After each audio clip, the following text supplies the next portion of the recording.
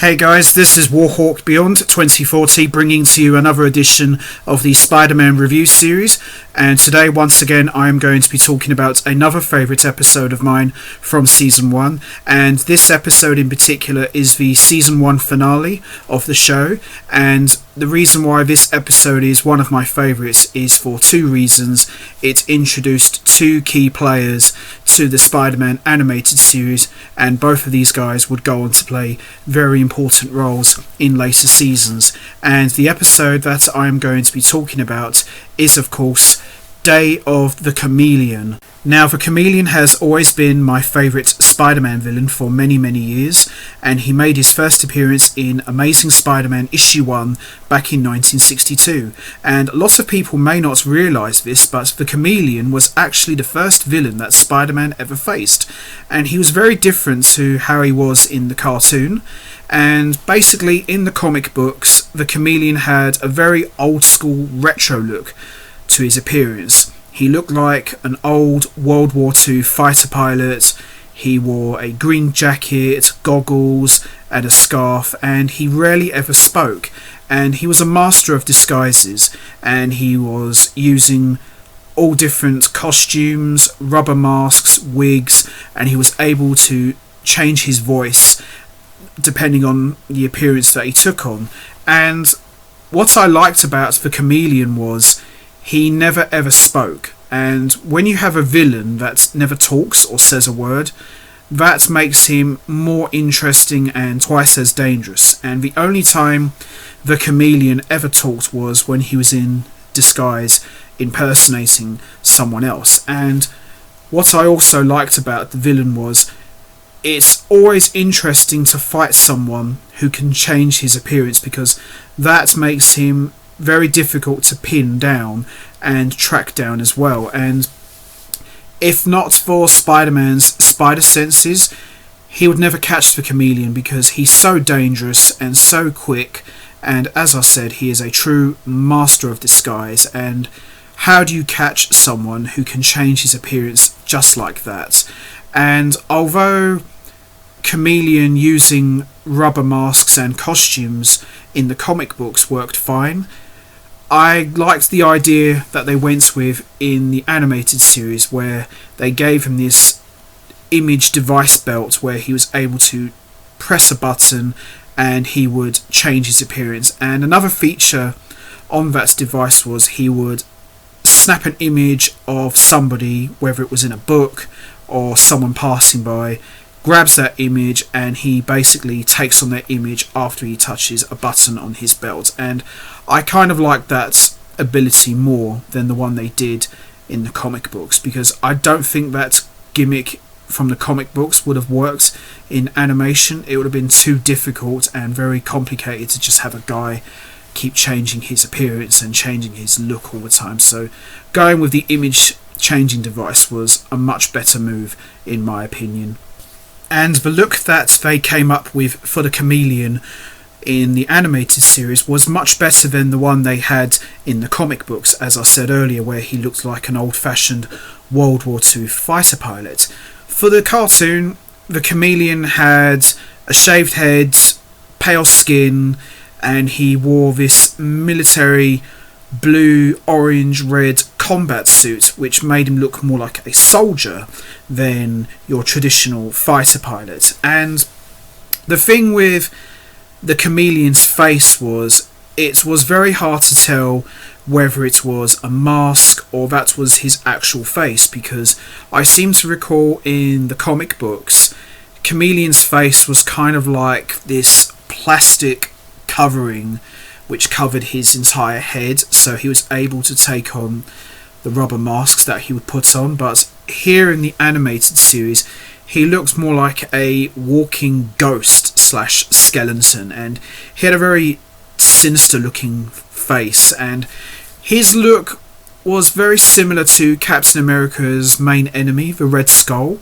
and they adopted that for the Chameleon in the show. He just looked like a walking skeleton, and he had quite a scary look. And like I said, the fact that the Chameleon never ever said a word just made him twice as scary. And I don't even think you even heard Chameleon make a sound when you hit him. You never heard the Chameleon go, "Ugh!" Just nothing. It was very, very spooky. And what I also liked about the Chameleon in the show was you didn't know much about him. I don't think they ever delved into his backstory. The most they ever explained was he was an international hitman on the run, blowing up different countries and buildings left, right and centre, and he seems to be the main enemy for S.H.I.E.L.D. So going by what I remember in this episode, it looks like the Chameleon was maybe a former S.H.I.E.L.D. agent. That's just my guess, that's just my theory, but that's what it looks like to me, because S.H.I.E.L.D. seem to have a very big beef with this guy, and the fact that they've never been able to catch him just tells you exactly how dangerous this guy really is. And Chameleon went on to have many big roles in the show, especially in later seasons with Captain America and the Red Skull, which I'm not going to get into now because that's going to be for a whole different video for the near future.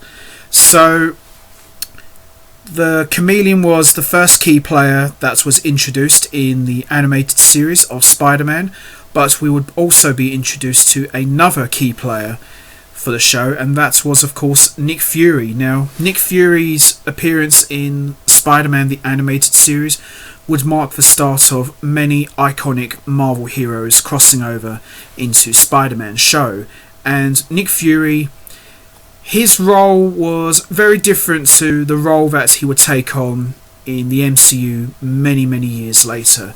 Nick Fury in the show, he's kind of more like a grizzled, bitter soldier where he's constantly shouting at everyone and he's got this big cigar, and he's completely different to the Nick Fury that we would come to know in the MCU. Nick Fury in the MCU, he's a very slick, smooth talking kind of leader, but with Nick Fury in the cartoon, which harkens back to the old comic books, Nick Fury was this guy would go around saying, "Look, I've been busting my ass on the field, I'm a soldier, I've got the scars to prove it, I've lost my eye. Why do we need the costumed heroes getting the job done when guys like me are doing what I'm doing?" So Nick Fury and Spider-Man would come to respect each other. I wouldn't necessarily say they become the best of friends, but there is a mutual respect there. But at the same time, Nick Fury looks at it like, well, we don't need the guy in the mask, we need guys like me to protect the world. But I think eventually, over the course of the show, Nick Fury and Spider-Man would go on to become important allies as they would fight common enemies that would pop up over the course of the show.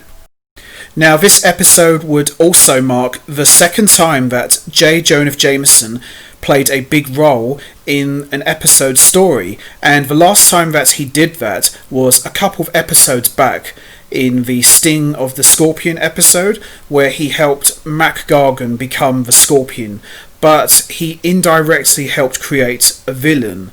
But in this episode, Jameson kind of gets to redeem himself a little bit because Nick Fury acquires Jameson's help to help capture the Chameleon. Now you think, a guy as powerful and important as Nick Fury, why would you go to Jameson of all people for help? Why don't you go to someone like Spider-Man? Which goes back to what Nick Fury says all along. I don't need costumed heroes to do my fighting for me. Let's find a normal guy, someone who no one would expect, but he'll come through for us, and that's Jameson, because Jameson and Nick Fury both share something in common. They don't like costumed people, so that kind of forges their bond a little bit, but at the same time they can't stand each other. So it's funny that they don't like each other, but they respect each other enough to capture a common foe. So we learn in this episode that many years ago, Nick Fury faked his own death, and Jameson was the guy who printed Nick Fury's obituary in the newspaper. But typical Jameson, he botched up Nick Fury's picture, and he flipped the eye patch on the wrong eye, much to the disdain of Nick Fury, and he is willing to look over that fact for the greater good of trying to capture the Chameleon and try to stop him from interrupting a world leaders peace summit. So Jameson not only gets to capture a big villain, but he also gets to help essentially save the world. So in a way, I would probably say that as much of a hero Spider-Man is in this episode, I would probably say the real heroes was probably Nick Fury and more so Jameson. Even though Jameson probably didn't do a lot, but just the fact that he was approached to help bring down the Chameleon speaks a lot of volumes to the man Jameson really is, even though he'll never actually admit it. But Jameson in his own way is a hero, but he just goes about things the wrong way. So this episode wastes no time in getting straight into the action and kicking off things in a big way, and we see a man arrive at the airport and he is surrounded by a group of government agents, which are really SHIELD agents, and we see a lady with red hair, which is not the Black Widow. Should have been, but it's not. And we see her holding a gun in front of the man's face and say, "Freeze! Hold it right there. Don't even bother trying to crack a smile." And we see the man's suitcase folds up into a gun and he starts shooting everyone and he drops a gas pellet and manages to escape. Now this was a really good way to kick off this episode, because by introducing the Chameleon in this manner, you know, we don't see his true form just yet, but the fact they introduced him in this way was really good, because they could have just gone down the typical routes where we see the Chameleon take on the form of Spider-Man, maybe rob a bank or maybe rob a museum and frame him. Been done. Don't need to see that again. But here, Chameleon sets the tone for the trouble and the confusion and chaos that he would bring. And I like the fact that Chameleon, when he arrives, he looks just like a normal guy in disguise, but when you see government agents arrive to surround him, you know that this guy isn't just a normal guy. This guy is a serious threat.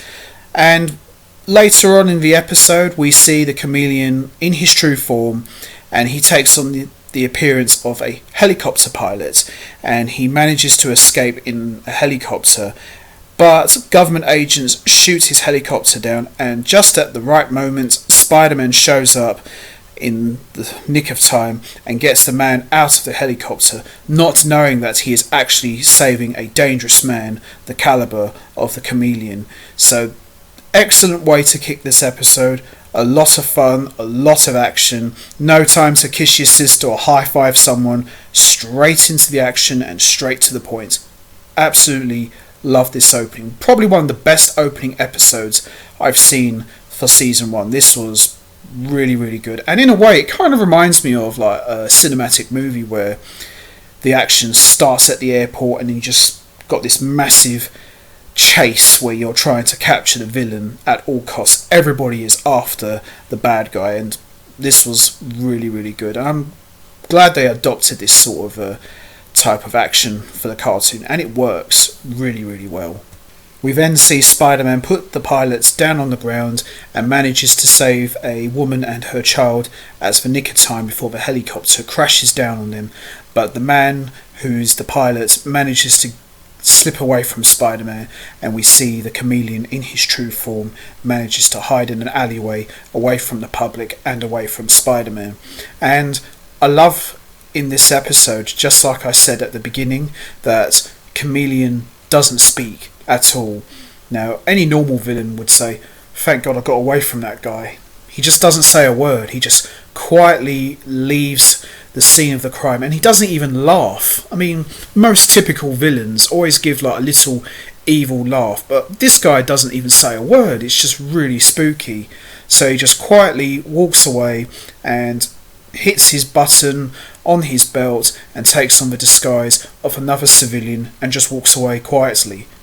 I tell you what, Chameleon is one of the most creepiest and scariest villains in the Spider-Man Rogues Gallery. Doesn't speak, doesn't make a sound.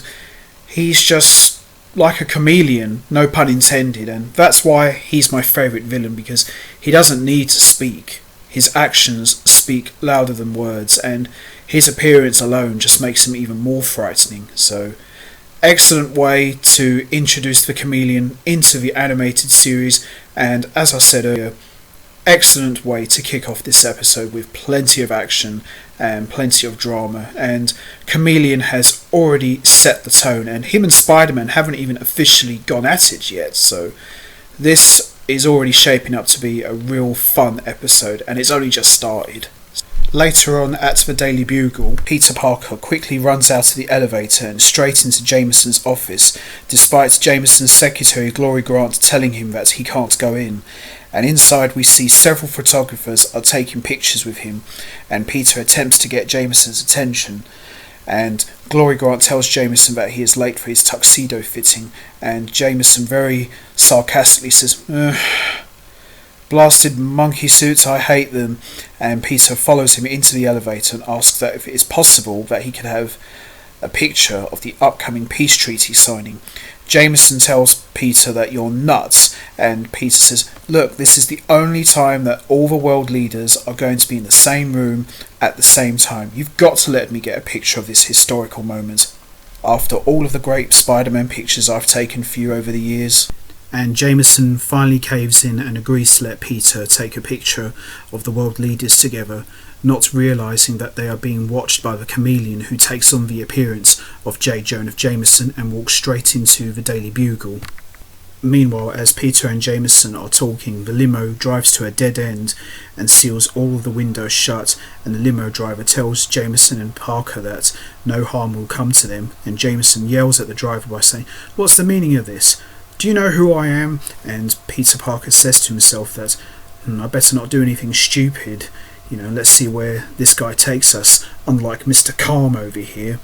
And the limo turns into a plane and then flies off, and we see that the plane flies off into the clouds, and we see a giant space station, which turns out to be none other than SHIELD headquarters. I think it's pretty cool that the space station / base of SHIELD headquarters actually made its debut in animation, because we rarely ever saw that in any of the Marvel cartoons, so the fact that we got to see it in the Spider-Man cartoon first is pretty cool, because the base would go on to play a very big part in many of the MCU movies years later, with all of the Avengers coming together for the first time under the watchful eye of Nick Fury, as they were all recruited to join the Avengers Initiative program. So this is a real nice treat for hardcore geeks who get to see the base come to life in animation. And as we see Peter Parker is locked away in his cell, he realises that he is here by mistake, and that Jameson is the man they really want. And as he's walking through the air vents, he sees a number of soldiers are in a training centre doing gun practicing and shooting all targets, and Peter Parker, thinking that he must be in a training centre for assassins, and then he opens a door hoping to escape, and he falls through an air hatch, and he realises that he is 20 or 30 feet above ground up in the sky, and he thinks to himself that these guys are the enemy, and says that whoever these guys are, they mean business. And as he's walking through the air vents, he hears a man talking and looks through the vents and sees the man in the chair is none other than the legendary war hero himself, Colonel Nick Fury. Jameson is shocked to see that Nick Fury is alive and well, and even states that he was the one who printed his obituary. Fury replies that the US government faked his death and made him director of an armed federal agency. Nick Fury then pulls up Jameson on his obituary and tells him that you flipped the negative of my picture on the wrong eye. Look at it. My eye patch is on the wrong eye. You're a real piece of work, Jameson. And Jameson asks Nick Fury, where am I exactly? And Nick Fury says, Jameson, welcome to Supreme Headquarters International Espionage Law Enforcement Division. We like to call ourselves SHIELD. And Jameson says, never heard of you guys before. And Nick Fury says, well, what can I say really? Even the FBI and CIA don't even know anything about us. and they've been kept in the dark about our existence as well. S.H.I.E.L.D's mission is to stop any threats to world security. Nick Fury then shows Jameson a hologram of an assassin known as the Chameleon, who Fury describes as a deadly stop-at-nothing hitman who can change his appearance by using a special belt known as an image inducer. Fury goes on to explain that the Chameleon has used this device several times in the past to change his appearance, which is why S.H.I.E.L.D. has been unable to capture him in the past. As Jameson asks, well, what's this got to do with me? What do you want? And Fury says that terrorists have hired Chameleon to sabotage the peace treaty signing, and if he succeeds, this could mean a terrible war between both countries, and that his next target could be at Jameson's party. And Fury says, I'm going to give you this pin. If you see anything suspicious, tap on it, and S.H.I.E.L.D. agents will come to your aid. And Jameson says, well, wouldn't it just be better to cancel the party instead? And Fury says, nah, don't be silly. That's what the Chameleon wants. We've got to act like everything's normal. We've got to play it at his game. Can't just shut the world down every time there's a threat. That's why you're important to me, Jameson. I'm going to send you back now. And Peter Parker says, whoop, that's my cue. And we see Peter Parker and Jameson are back in the same limo that they were originally taken into S.H.I.E.L.D. headquarters in the first place. You know, the thing about the Chameleon, there wasn't really much of a backstory, which was fine. I think that adds a lot more to the mystery and mystique of the Chameleon. I like that there were a couple of little flashbacks where every time the Chameleon caused trouble, he just walks right past him in a disguise while the S.H.I.E.L.D. agents attend to the emergency. So, you know, he's so quick to change his appearance and slip through the crowd. That's what makes him the perfect villain. How do you catch someone who changes his appearance just like that? And not much else was hinted at his identity or how he got this device, and I think that's fine. That's absolutely fine. The only thing I probably would have liked to have seen them reference is maybe his connection to Kraven the Hunter, which I explained in the previous video. It would have been nice if they addressed that Kraven the Hunter and the Chameleon are half brothers, but they didn't, and that's fine. You know, we don't need to know much about the Chameleon, and that's what makes him one of the best Spider-Man villains of all time, in my opinion. Meanwhile, back at the Daily Bugle, the Chameleon, still disguised as Jameson, is using the camera built into his image inducer to make copies of all of the Daily Bugle staff from Jameson's files, and he even takes a picture of Peter Parker as well. Just then, Glory Grant walks in, asks how Jameson's tuxedo fitting went. Chameleon, in Jameson's disguise, rudely orders Glory to get the security plans for the party, and just at that moment, Glory walks out and the real Jameson walks in with Peter Parker, and Chameleon is quickly able to think on his feet by changing his appearance into Robbie Robinson and Spider-Man's spider sense as Peter Parker goes off crazily and realises that something isn't right. Seconds later, Glory enters Jameson's office with the security plans. Jameson, looking very confused, says, "What's this?" And she says, "The security plans that you wanted, remember?" And Jameson laughs and says, "Glory, you already gave me the plans before I left, remember?" And Glory tells him that, "Yes, I know, that's what I was trying to tell you. God, are you trying to drive me insane?" And Robbie says, "Gotta make a quick call, Jameson, I'll be right back." And Jameson realises that, wait a minute, where are the security plans? Oh no, Robbie! And he starts tapping the pin that Nick Fury gave him earlier. This scene was quite funny because Chameleon is so quick on his feet, constantly going back and forth between appearances. He's not only a good Spider-Man villain, he's very smart. I mean, sometimes when you're a master of disguise, you've got to keep changing your appearance, and I think that's why the image inducer, which is the belt, works better than just constantly putting on wigs and rubber masks, because that wouldn't have worked in this cartoon, and I think it would have been a bit silly in my opinion. As for Chameleon, still in the disguise of Robbie Robinson, walks down the hall. He sees the real Robbie and quickly turns to another hallway that he is not spotted. However, the undercover S.H.I.E.L.D. agents tackle Robbie, believing they have found the Chameleon. Spider-Man crawls on the ceiling and realises that that is the real Robbie Robinson because his spider sense didn't go off. Spider-Man then jumps down and tells the S.H.I.E.L.D. agents that he is not the Chameleon. Meanwhile, from his S.H.I.E.L.D. helicarrier, we see Nick Fury watching all of the action and questions, "Why is Spider-Man here for?" Fury then communicates with Agent 1 and tells her to get Spider-Man. As Agent 1 responds to their location, she shoots at Spider-Man, but he is able to avoid the laser beam by jumping out of the way. Agent 1 then looks at Robbie's waist and realises he is not wearing his image inducer and comes to the conclusion that this is not the Chameleon, and S.H.I.E.L.D. agents continue to look for the real one. As Chameleon gets away, he uses his image inducer to take the appearance of Glory Grant. A S.H.I.E.L.D. agent sees Chameleon instantly change appearances and chases after him and alerts the other agents to his location, and that the Chameleon has taken on the disguise of Glory Grant as both of them run by the hallway.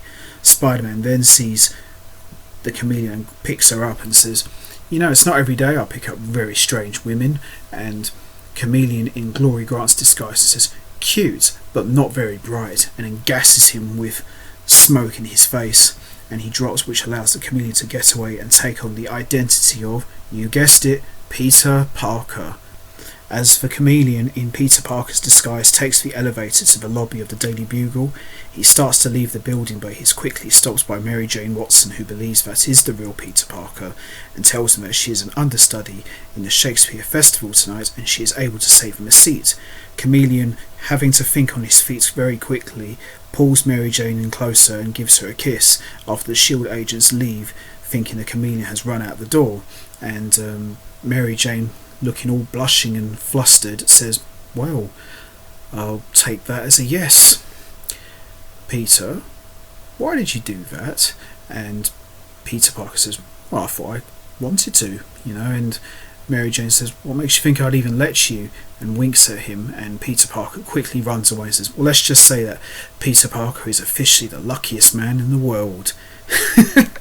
I thought this was quite a funny scene because Chameleon doesn't really know who Mary Jane is and what her connection is to Peter Parker, so the fact that he had to think on his feet very quickly and just lay one on Mary Jane was quite smart in my opinion, but unfortunately this move would have consequences because it would come back to bite Peter Parker on the arse much later on, but this was still a funny moment in my opinion. Later that night at the Daily Bugle, the VIPs arrive, and from a S.H.I.E.L.D. helicarrier, Nick Fury tells his agents to stay alert. We then see the Chameleon dressed in black zipline across the Daily Bugle roof, and Spider-Man spots him and swings over. Just then, Agent 1 flies above the Chameleon in a plane and alerts the others that the Chameleon has entered the building. We then see the Chameleon uses his image inducer to take a picture of Agent 1 and uses a laser to melt the window, and he goes inside. The Chameleon changes back to his real form and Spider-Man shouts, "Chameleon, stop!" And then the Chameleon turns round to reveal his full face to Spider-Man, and Spider-Man says, "Whoa, nice haircut."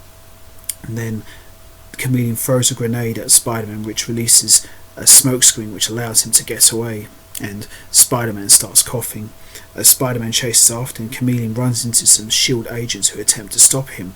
However, the Chameleon takes the identity of Spider-Man and drops another smoke pellet and then uses his image inducer to turn into Agent 1. Chameleon then fools the S.H.I.E.L.D. agents into going after the real Spider-Man.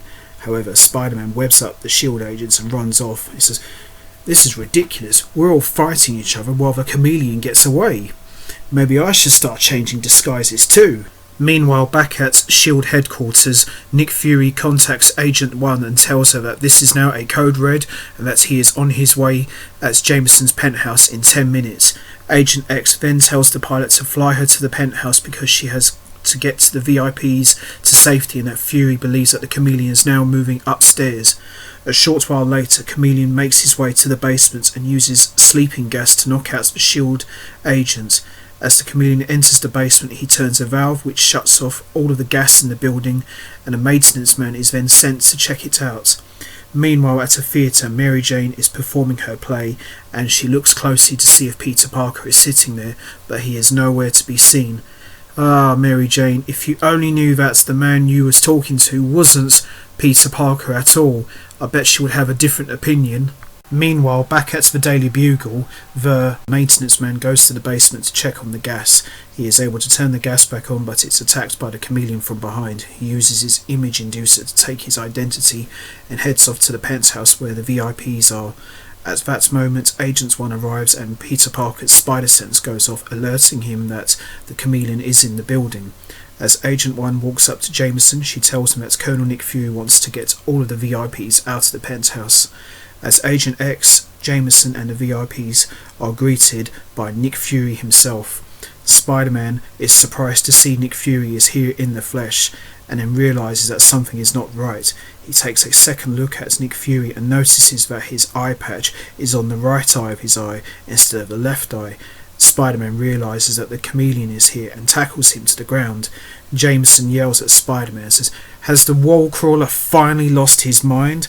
And believing that Spider-Man is attacking the director of S.H.I.E.L.D., Agent 1 goes to shoot him, and other S.H.I.E.L.D. agents look at him, and Spider-Man says, "Listen, look at Nick Fury's eye patch. It's on the wrong eye." And at that moment, Agent 1 receives a phone call from the real Nick Fury saying that, "I'm on my way now. Where are you?" And Spider-Man says, "Look, there's your Chameleon." Chameleon realises that he has been discovered. Chameleon jumps into the helicopter on the roof and flies off. Agent 1 attempts to bring down the helicopter by shooting at it, but the helicopter is sent crashing into the river where it explodes on impact. Agent 1 and the rest of the S.H.I.E.L.D. members go to the crash site to see if the Chameleon survived. As the agents run off, Jameson asks how the Chameleon could have made such a stupid mistake. Spider-Man answers that Chameleon must have based his disguise on your old obituary that he printed of Nick Fury many years ago, which why he flipped the negative, and Spider-Man leaps off the roof and swings away. It is kind of silly that you'd think all of the S.H.I.E.L.D. agents who work very closely with Nick Fury would be able to tell the difference between his eye patch. I mean, come on. It's a silly mistake. How is it even Spider-Man, who doesn't even work for S.H.I.E.L.D., was able to spot such a common mistake, but his own close soldiers couldn't even notice the difference? Very silly on their part, I think. The next day, at the United Nations, the two leaders from the warring countries shake hands after signing the peace treaty. From the audience, we see Jameson mentions to Robbie that, for a while, he thought the treaty wouldn't actually happen, and just then Peter Parker shows up and sits by Jameson and Robinson. Jameson asks, "How are you able to get past security?" And Peter Parker answers that, "I have my methods, Mr. Jameson. You know, I'm always there at the right place at the right time. And besides, all I need is one good clean shot." And at that moment, a laser fires from the camera, and Spider-Man swings and kicks the camera out of Peter Parker's hands. Realising that this is the Chameleon, Spider-Man and the Chameleon in the Peter Parker disguise go at it. Now this was actually a really cool moment because for many years people have never actually seen Spider-Man and Peter Parker in the same room, which is silly really because it's the same dude, but just to see Spider-Man fight the Chameleon in Peter Parker's disguise was quite fun, so brought back some cool memories of the old comic books where on the front cover it had Peter Parker versus Spider-Man, who will win? And then at that moment Spider-Man punches Chameleon's image inducer, and all of a sudden Chameleon starts transforming into all of the disguises that he's had throughout the episode, and he starts changing uncontrollably and says, "Get your hands off me!" And we see him changing into Jameson, Robinson, Glory Grant, Peter Parker, until finally his image inducer just cracks and Chameleon just collapses, and Spider-Man very sarcastically says, "Sleep tight, Chameleon. Maybe when you wake up you'll feel like your old self again."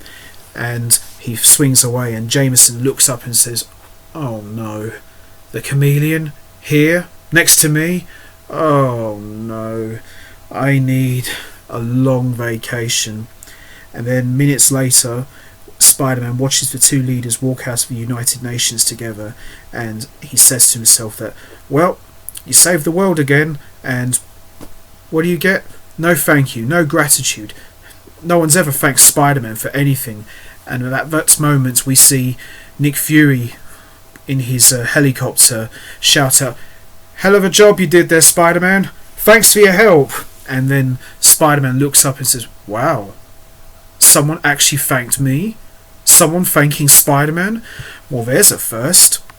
And then a short while later, Peter Parker returns home and answers the door to Mary Jane, who slaps him across the face and tells him that, oh, by the way, thanks for not coming to my play like you promised, and don't ever kiss me like that again. And Peter, standing there very confused, says to himself, kiss? Play? Oh no.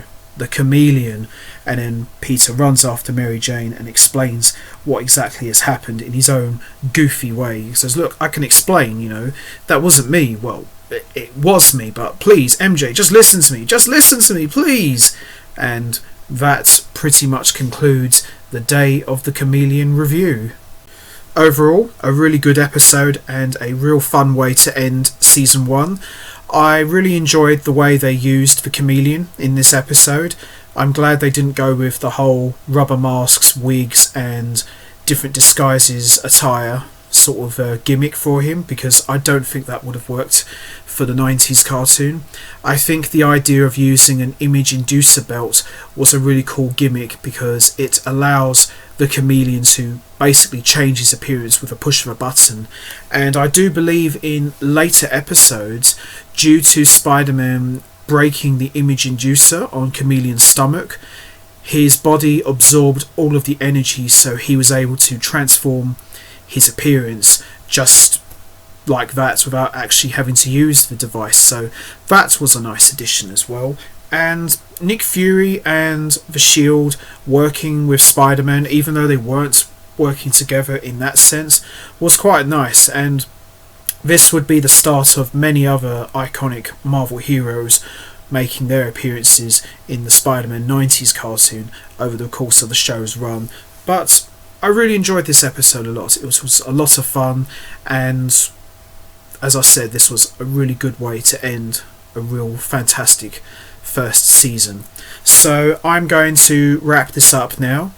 The next time I will be back for another edition of the Spider-Man review series, I'm going to be doing something very different that I've never actually done before. I'm actually going to be talking about season 2, but I'm not going to be doing it not episode by episode and talk about them individually like I've done for some of my favourites from season 1.